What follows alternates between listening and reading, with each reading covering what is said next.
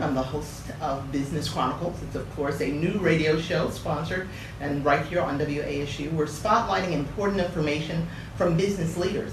And it's that time. Why? Because it's time to make a difference, or to continue making that difference evolve by working together to create new networks, by trusting one another, building better communities, and forming great businesses while realizing economic solutions. Of course, I thank you for coming in. Let's stand together. And what are we going to do? We're going to tell you first about our sponsor for today. It's Medicine Man's Corner. It's located right here in Albany, Georgia. If you're looking for homeopathic ways of getting better, you want to look at the natural possibility, go by the Medicine Man. It's 2416 Dawson Road. It's a one-stop store for natural medicine information. You can also find them on the web. You can look for them at www.themedicineman.com. So we thank our sponsor. Even more than that, I thank the interviewee. He is Dr. Charles C. King Jr. here of Albany, Georgia. Albany State alumni as well. No stranger to the community. Welcome. Thank you. Thanks for having me today. Okay, you have been in dentistry, so a lot of people know who you are by father's name because you're a legacy. It's the King Family Dental Care, PC, am I correct? That's right. And where are you located? We're on 915 West Highland Avenue, close to downtown Albany, right off South Slappy Boulevard. Okay, well, talking about business solutions and talking about Chronicles, because we're going through a flow. You were presented a wonderful flow. You say you grew up in Dad's dentistry office many, many times, so you're no stranger. No stranger at all. What highlighted your passion, and did you know that was going to be a passion and something that you were going to want to do in later years? Well, as a dentist kid, you get exposed to dentistry really early just by happenstance. You're just hanging out. You're hanging out with Dad. You're in a safe place. You're in your family's place. And I saw the good and the bad. Okay. Well, you know, they were planning all types of things, whether it was a crown, whether it was a cleaning, surgery, but all that types of things. seed, I believe you and I were planted. talking about, when it came to fruition, it starts to germinate, it starts to grow. Did you want to go in dentistry originally? Initially, I wasn't sure. I could probably say no because I had some other things in mind just to be different from Dad. It's just a phase that I went through growing up. And it wasn't until I got to undergraduate school here at Albany State, go Rams, and I attended the program in between semesters up at Meharry Medical College in Nashville, Tennessee. It was called the HCOT program. Many students who may be listening are familiar with that program because it's a funded program by grants, and it allows students in undergraduate school to attend graduate schools and professional schools to seek out what the field is that you want to do in the medical field specifically. So I got a chance to attend that program for about 6 weeks, and it gave me a different perspective on dentistry, other than how my dad did it. You know, my dad was, crown and bridge dentures, endodontics, root canal therapy. That's what he did, and that's what he still does. And we still do those things. Those are the things that we do. But there's so much more that has been updated in dentistry just in any other field. So I got a chance to see those things when I got to Meharry. And I got a chance to see younger people doing it. So when I saw that, it brought a contemporary flair to the field and it attracted me more. So that made me want to dive into it right then and there. Well, see, that's the basis. That's the wonderful thing, because oftentimes people are presented an idea, or they have an idea and they think, what can I do with this? In your case, it was already laid out as a family business. For Business Chronicles, inviting people for that entrepreneurial spirit.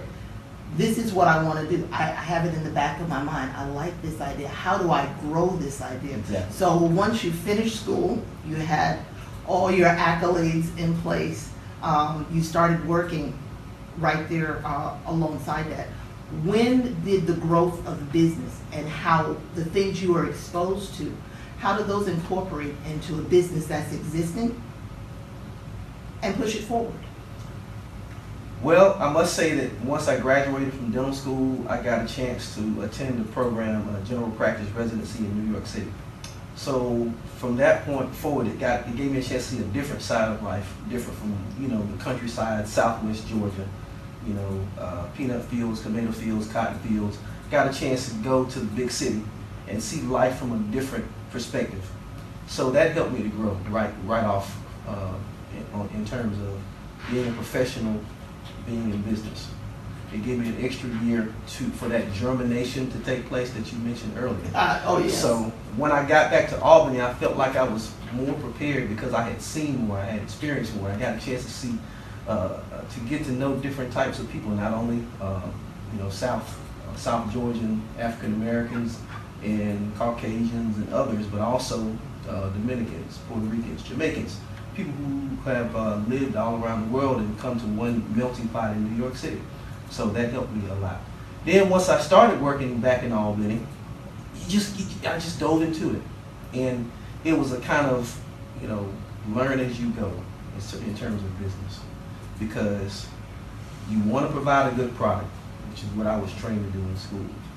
You want to provide good customer service, which is what I had seen growing up from being around my dad's staff members.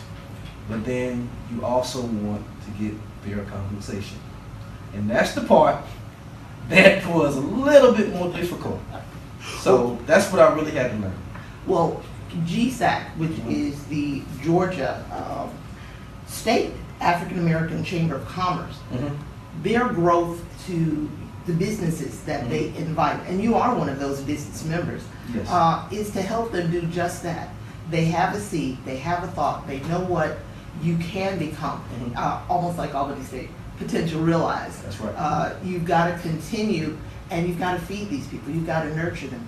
In nurturing many of the residents of this region of South Georgia, I was a patient or a customer of your father many, many years ago.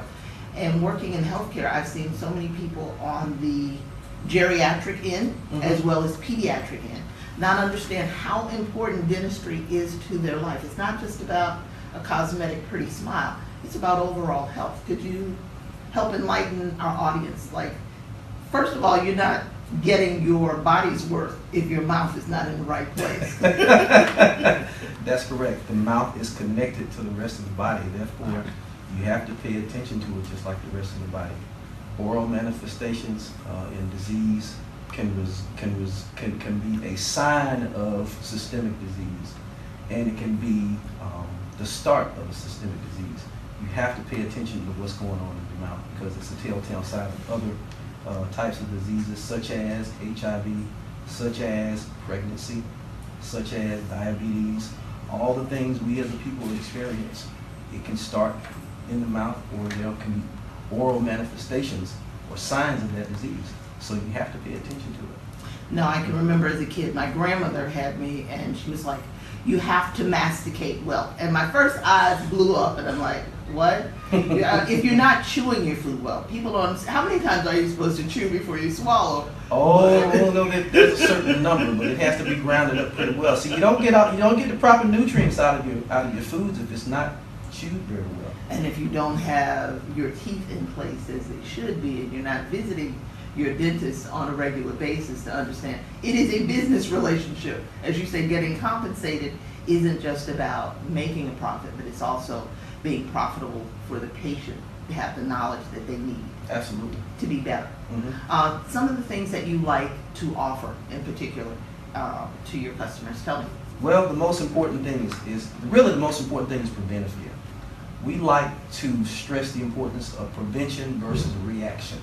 When people go to the dentist, why do they go? For the most part, they're in pain. Oh yeah. Okay. Wait till you get a toothache. There is an anxiety when it comes to going to the dentist, because early on in the dental field, years ago, back in I guess the late 19th and early 20th century, anesthesia wasn't as developed as it is now. And particularly, if we want to be real about it, black folks weren't treated the same way as whites were when it came to going to the dental office and being treated fairly. So we got a lot of teeth pulled because we couldn't afford anything otherwise. And with the pulling of teeth comes more complications, pain, bleeding, tough experiences. And guess what? What one person goes through, they pass that same ideal down to their next generation. So it's a word of mouth transaction. Absolutely. People now still say, "You gonna give me that Novocaine?" I'm like, Novocaine hasn't been out since like 1950, 60 something. It's lidocaine now, it's Marcaine now, it's xylocaine now. We're more developed. We have more ways of making the patient comfortable, and we have we're more highly trained in our procedures to where you can have a pain-free experience if you just give us the opportunity to help you.